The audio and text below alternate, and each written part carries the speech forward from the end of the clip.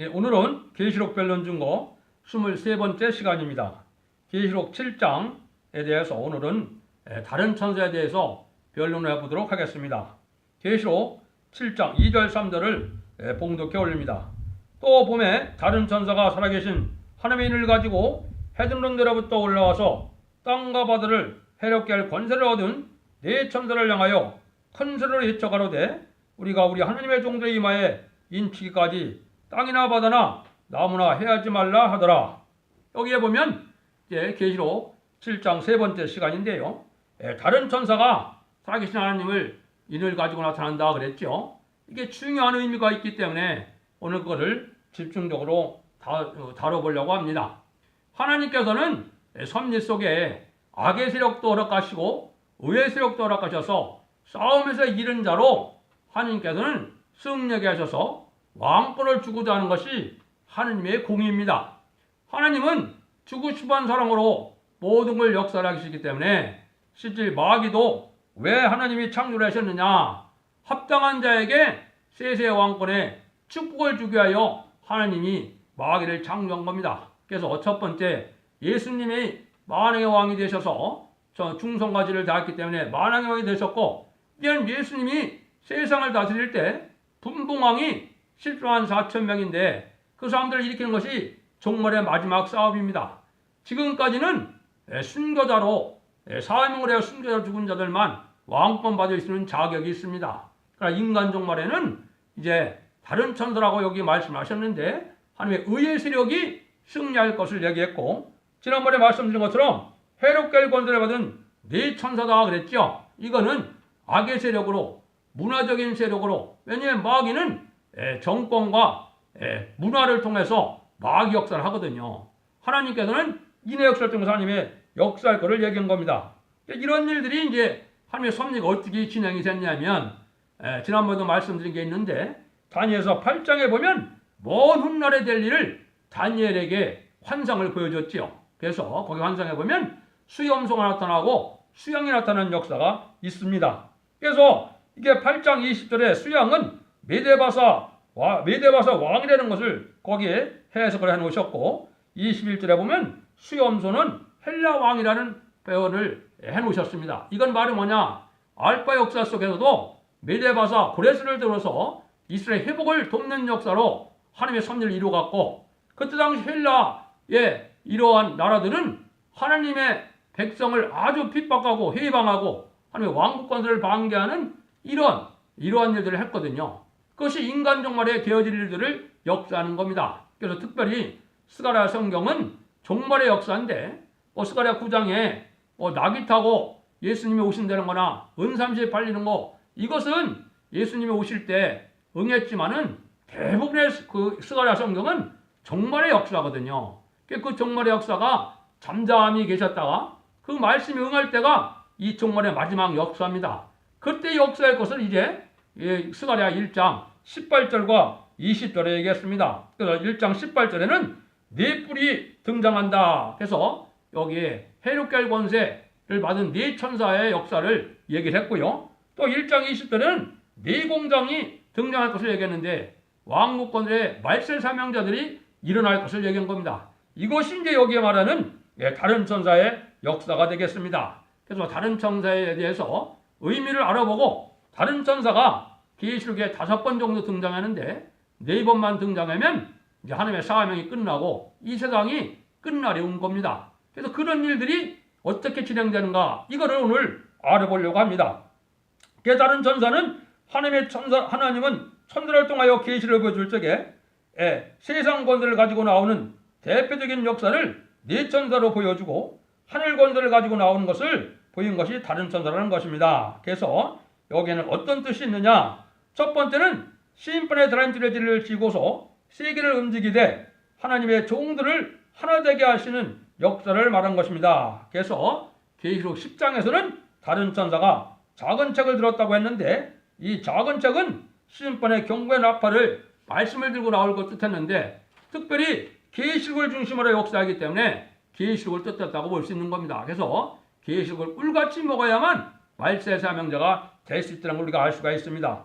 두 번째는 하늘과 땅의 권세를 아울러 가지고 나오는 역사입니다. 하느님의 일이라는 것은 하느님의 권세를 뜻한 것이기 때문에 성신의 인과는 다릅니다. 성신의 인은 완전한 마음의 확신이 있도록 마음의 확신을 갖도록 하는 것이고, 살아계신 하나님의 인은 자유로운 권세를 뜻했습니다. 그 자유로운 권세는 마귀 권세까지도 완전히 이길 수 있는 그런 권세를 주기 때문에 자연력까지도 지배할 수 있는 권세가 되는 겁니다.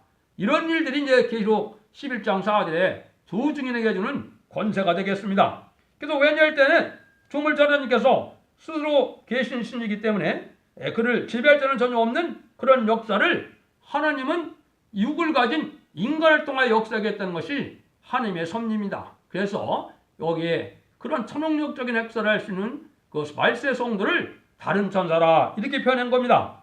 세 번째는 완전히 오막의 역사를 가르친 것이고, 이를 맞음으로만이 남은 자가 된다는 것입니다. 여기서 남은 자가 된다는 것은 환난과 재앙의 날에 심판의 환난 때 죽지 않고 살아남는다 이 말입니다. 이것이 아주 중요한 의미가 있는 겁니다. 이 개념을 우리가 지금 잘 알아야 될 때가 온 겁니다. 그 심판의 환난이 오면 하나님의 보호 역사가, 하나님의 인의 역사가, 하나님의 성령의 역사가 아니면 살아날 수가 없는 겁니다. 그래서 이날까지 역사는 재앙에 대한 남은 자가 되게 하는 역사니 살아서 새 시대를 왕권으로 정복하는 것을 가르쳤습니다. 이 역사는 셈의 장막에서 일어나되 해돋는 동방을 가르친 것입니다. 모든 역사는 성서에 기록된 일이 셈의 장막에서 된 것이니 끝도 셈의 장막에서 맺어지는 역사인데, 셈의 장막 중에서도 해돋는 동방이라는 나라입니다. 이 나라는 동해와 서해가 있는 나라고 미가서 5장에는 지경이 있는 나라입니다. 그래서 이건 한국에 뺏기 해당될 수가 없습니다. 그러면 이제 다른 천사가 어떻게 역사를 하느냐, 계시록에서 그걸 알아보도록 하겠습니다. 첫 번째는 아까 계시록 7장 2절에 살아계신 하나님의 인을 가지고 나오는 일이라고 그랬죠.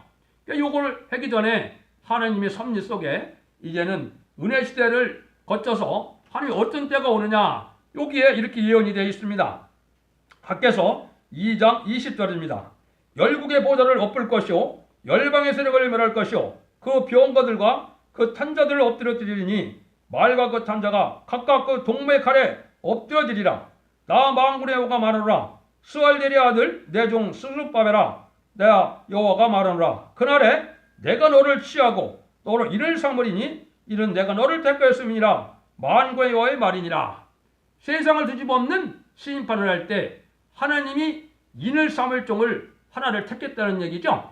이게 자유로운 권세, 맨 먼저 권세 역사를 받을 종을 얘기한 겁니다. 이때는 뭐라 그랬어요?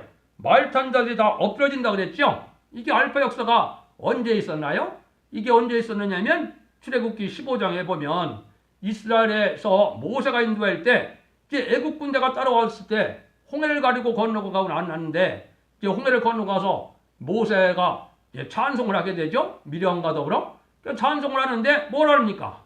그 말탄 자들이 어디에다 죽었습니까? 홍해 파서 다 죽었거든요. 애국 군대가 다 죽었거든요. 그래서 이 말탄 자는 그러면 오메가 역사는 뭐냐?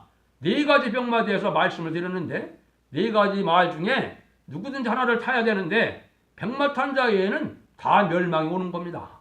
그 탄자들이 이제 멸망해서 여기 죽을 때 하나님이 그 권세를 누구한테 주느냐? 스룹바벨로 이제 인을 삼을 종, 스룹바벨이라는 사람으로 여기 인을 삼을 종을 하나님이 택한다는 것입니다. 이게 이제 인의 권세를 이제 줄 종을 얘기하는 겁니다. 그러니까 이 종을 중심으로 해서 14만 4천 명의 역사가 나올 것을 얘기한 것인데, 그것이 계시록 7장 2절에 아까 읽어드린 겁니다. 그러니까 진노의 역사의 역사를 인이라고 한 것인데, 하나님의 인이라는 것은 중생받은 하나님의 자녀들을 성별시켜서 남은 자가 되고 악의 세력을 몽땅 없이 하는 종말의 역사를 하나님의 인의 역사라고 하는 것입니다. 인이란 주권을 뜻한 것이니 이 세상을 완전히 세세를 이루는 것은 하나님의 주권에 있는 것입니다. 그러므로 세계 동일의 새로운 왕국을 이루는 주권은 동방에 있다는 것을 뜻한 것입니다. 그러니까 이 계시록은 동방 땅끝 한국에서만이 올바른 해석을 할 수 있는 겁니다. 그래서 계시록을 바로 배우려면 전 세계에서 한국으로 와야만 배울 수 있는 겁니다. 그 주권이 동방에 있다. 이게 왜 그러느냐? 셈의 하나님이기 때문에 그렇다. 창세기 9장 26절 27절 그랬죠. 그래서 노아의 한마디에 그게 축복이 이렇게 엄청난 일입니다. 노아 한마디의 축복이 6,000년을 내려오는 축복으로 이루어지는 겁니다. 그래서 함의 자손인 가나안은 저주를 받아서 지금도 이렇게 잘 못 사는 나라가 됐고 앞으로도 종으로 살 수밖에 없는 그런 형편이 되는 겁니다. 하나님의 이 말씀을 이렇게 수천 년을 두고도 역사가 이루어지는 살아있는 말씀입니다. 그래서 증인권세를 이제 감람나무 단체의 촛대교회만이 동방역사를 할 수 있는 것을 계시록 11장 4절에 두 감람나무 두 촛대라고 한 겁니다. 그래서 이런 역사가 첫 번째 이제 등장해서 이제 동방역사가 진행되는 것이죠. 이것이 본격적으로 진행되는 것을 1300년 만에 들어간다 이렇게 볼 수 있는 겁니다. 그걸 지금 예배하는 기간이라 이렇게 볼 수가 있습니다. 두 번째는 계시록 8장 3절에 이렇게 되어 있습니다. 또 다른 천사가 와서 제단 곁에 서서 금양을 가지고 많은 양을 받았으니 이는 모든 성도의 기도들과 합하여 보호자 금단에 드리고자 함이라. 일어났죠? 여기 다른 천사가 두 번째 등장하는 것은 뭐를 뜻하느냐? 기도의 향을 올린다 그랬죠? 이거는 뭐를 우리에게 뜻하느냐? 그것은 기독교 정말의 기도의 특권을 가르친 겁니다. 기도라는 것은 특권이니 진년 아래 제사장의 주권은 동방에 있다는 것을 뜻해서 다른 천사가 기도의 향을 올리는 광경을 보여준 겁니다. 그래서 하나님이 택하고 예정한 종의 기도를 듣고 하나님이 역사하는 것이지 시대적인 사명자는 하나님이 정한 종만이 사용을 하는 겁니다. 그게 과거의 알파 역사에서는 누구였습니까? 그게 노아였고 아브라함이었고 모세였던 겁니다. 그런 거나 마찬가지로 이 시대에도 하나님 시대적인 사명자가 예언의 말씀을 다시 하는 사명자를 뜻한 겁니다. 그 종만이 하나님 앞에 상대되는 기도를 할 수 있고 그 종만이 그 기도를 응답으로 와서 하나님의 역사가 진행될 권리 이거를 알려준 것이 여기에 기도의 향을 받는 일로 보여준 겁니다. 그래서 제사장의 주권은 동방에 있다. 이 기도 특권은 또 그 사명자에 있다는 것을 우리에게 보여준 겁니다. 진노의 날에는 십자가들을 믿는 사람들을 시험해 볼 때 심판의 다름질의 진리를 중심으로 모든 성도의 기도가 완전히 순교자의 원한이 이루어지는 것입니다. 이때는 반드시 새 노래를 불러야 됩니다. 새 노래는 여호와의 찬송인데 여호와의 찬송은 심판날에 되어질 일들을 해서 왕권 받고 세상을 심판해서 새 시대를 내용으로 인간이 구하지 못하니까 하나님이 일서담론을 시켜서 이제는 하늘에서 내려온 것이 이 새 노래입니다. 그래서 새 노래를 반드시 불러야만 되는 거기 때문에 계시록 14장 3절에서는 14만 4천인밖에는 능히 배울 자가 없다 이렇게 얘기한 겁니다. 근데 새 노래를 부른다 해서 다 상달되는 것이 아니고 그럼 뭐냐? 그러한 왕권 받을 종들 많이 부를 수 있는 노래인데 신앙이나 사상, 양심 생활이 합당해야만 하나님이 제사를 받겠다 이 말이 이 뜻이거든요. 그래서 삶 자체가 합당하게 순교자 동무가 되지 않고는 새 노래를 부르는 데서 상달되는 것이 아닙니다. 이거를 우리가 정확히 알아서 이걸 또 잘못하는 사람들이 많은 겁니다.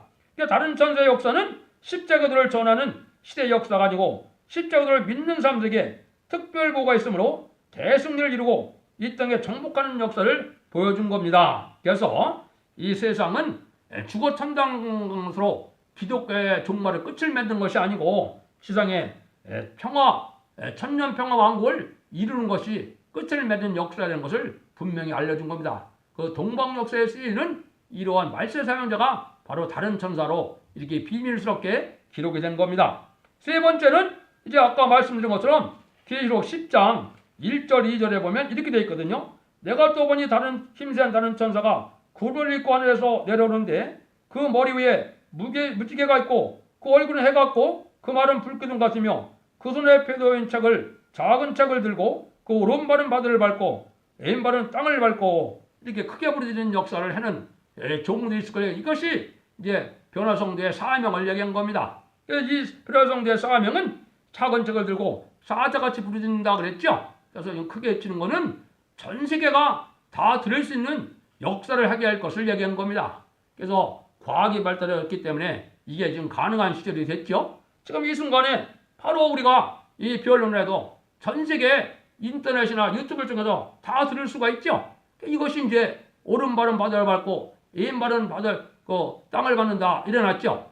이게 세계적인 역사를 얘기한 겁니다. 물론 이제 권세 역사가 하나님이 떨어져야만 하나님의 모으는 역사가 있게 되는데 아직 그것이 준비되는 기간이라 이렇게 볼 수 있는 겁니다. 기독교가 이제 대승리를 보게 되는 것은 사복음이나 편지로 되는 것이 아니고 자근적인 계시록으로 대승리를 이루는 것입니다. 앞으로 계시록을 들고 크게 부르짖 때 사자같이 부르는 역사는 해두는 동방서 나오는 것을 보여주는 것이 다른 천사의 역사입니다. 이날까지는 십자가에서 어린 양으로 죽으신 예수님과 같이 주의 동물이 원수에게 쓰러지면서 이 우리의 죄를 용서해 주시옵소서 하는 것으로 순교를 했지만 작은 젤굴 들고 사자같이 부르짖는 때는 이제 대적을 물리치는 권세 역사이기 때문에 반드시 계시록을 꿀같이 먹어야만 다시 연한 사명을 할 수 있는 것입니다. 이걸 우리가 잘 알아야 된다 이 말이죠. 그래서 미가서 6장 1절 2절에는 하나님께서 말일에 요구하는 것이 뭐냐? 하나님의 백성과 하나님의 사람들에게 변론한다, 쟁론한다 그랬거든요. 그 역사가 바로 이게 다시 연의 사명인데 예언서를 빠짐없이 알게 해서 온 세상에 그걸 알게 한 다음 전하고 난 다음에 세상에 심판을 내린다. 이것이 하나님의 뜻입니다. 그래서 이 변론이라는 것은 마지막 변론을 뜻한 것입니다. 그 다음에 이제는 네 번째 다른 천사가 등장을 하거든요. 네 번째 다른 천사가 등장하는 것은 계시록 14장에 나와 있습니다. 계시록 14장에 보시면 다른 천사가 6절에 이렇게 되어 있거든요. 또 보니 다른 천사가 공중에 날아가는데 땅에 거하는 자들과 곧 여러 나라와 백성과 방언과 백성에게 전할 영원한 복음을 가졌더라. 여기 영원한 복음이라고 그랬죠? 지금까지는 죽어 천당하는 천국 복음입니다. 이걸 또 다른 복음이 되는다고 이게 저주받는다 이렇게 생각하시면 안 됩니다. 이건 하나님의 말씀이고 절대적인 하나님의 역사를 뜻한 것이기 때문에 영원히 죽지 않는 복음이기 때문에 영원한 복음이거든요. 죽음을 맛보지 않는 복음이거든요. 이걸 가지고 다른 천사가 역사를 한다 그랬죠? 이 뜻이 무슨 뜻이냐? 이거는 바벨론은 이제 귀신의 처소가 돼서 음란부패 사체 타락한 세상을 얘기했거든요. 이거는 이제 표를 받았다가 짐승 정권이 되어서 이제는 아주 핍박을 받다가 죽을 사람들을 얘기했죠. 이게 바벨론 세상인데 바벨론이 망하는 일을 미리 전해야 되지 않습니까? 그래서 다른 천사가 바로 바벨론이 망할 때 전하는 영원한 복음을 가지고 나타날 것을 얘기한 겁니다. 이걸 보시면 여기는 영원한 복음을 가지고 심판할 시간이 왔다는 것을 말하는 동시에 바벨론은 완전히 망한다는 것입니다. 그러면 이 다른 천사의 일은 분명히 기독교 종말에 바벨을 처없애고 새 시대를 이루는 동방 역사라는 것을 분명히 알게 됩니다. 그러므로 구약 때 동방브레스가 바벨론을 친 것 같이 영적 이스라엘 종말에 해동전에서 나온 권세 역사가 바벨을 침으로 새 시대가 온다는 것입니다. 그래서 새 시대는 천년 방어 왕국이고 이게 에덴 동산 회복시켜주는 방법을 말하는 것입니다. 기독은 이날까지 바벨 주인들에게 먹업을 받고 희생을 당했지만 동방에서 나온 다른 천사의 역사가 이제는 세계 통일의 완전 승리의 역사가 있게 되므로 새 시대를 이룬다는 것이 이게 복음의 요체입니다. 그러므로 계시록의 다른 천사의 역사는 기독교 종말의 완전 승리의 왕국을 이룬 오메가의 역사를 보여준 겁니다. 가장 크고도 강한 역사는 다른 천사에게 보여준 역사인데 이 역사는 변호성들을 들었을 역사를 보여준 겁니다. 이 역사는 성삼위 하나님이 천군선자까지 동원해서 이게 역사하는 것이기 때문에 상상을 초월하는 역사가 있는 겁니다. 그래서 하늘 권세, 땅의 권세를 아우러 다 받았고 그래서 마귀도 이길 수 있는 자유로운 권세를 가지고 나타나는 이 동방 역사의 무리를 뜻한 거거든요. 이 놀라운 역사가 인간 종말에 마지막 7년 동안에 이루어질 것인데 그 날이 이제 가까웠다 이 말입니다. 그 날이 시작될 날이 가깝다. 이것은 이제 촛대기의 사명자가 되어 다시 연의 삶을 감당하다가 들림받고 세세의 영원한 왕권을 이루는 것이 인생 최고의 가치이고 최고의 복을 이루는 것이며 조물주 하나님, 여호와 하나님의 주고 싶어하는 사랑의 한계입니다. 하나님은 이런 세세 왕권을 주고 나서는 더 줄 게 없다는 겁니다.